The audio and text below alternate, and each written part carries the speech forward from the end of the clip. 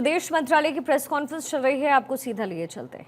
4 to 2029, the Government of India has committed a support of rupees 10,000 crores, which covers project-tied assistance, high-impact community development projects, the economic stimulus program, and a program grant. And this quantum constitutes a 100% increase over the 12th five-year plan figures.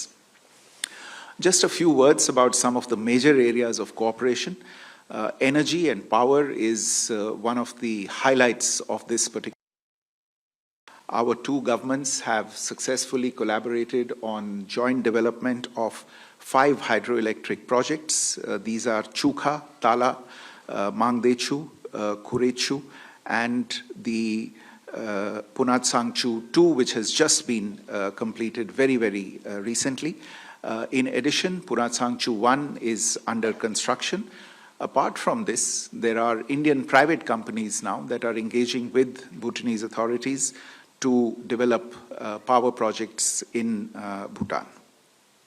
Insofar as trade is concerned, India is Bhutan's top trading partner. We are the principal source of imports and the principal destination of their exports, accounting for nearly 80% of Bhutan's total trade.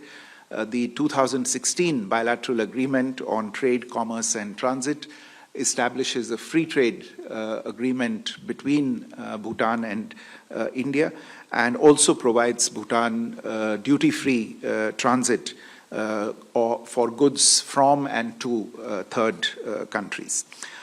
Insofar as connectivity is concerned, this is a priority for both countries. You will hear more about it today, as I said, in the area of rail connectivity, but we have worked very closely together on road connectivity, establishing integrated checkposts and trade routes, new immigration points, as well as digital connectivity. Recently, in order to facilitate the movement of third country nationals, an integrated checkpost was inaugurated at Daranga in Assam in November 2024, and we feel that Bhutan will also benefit from the development of the Jogi-Gofa Inland Waterways Transport Terminal. This was inaugurated this year in February.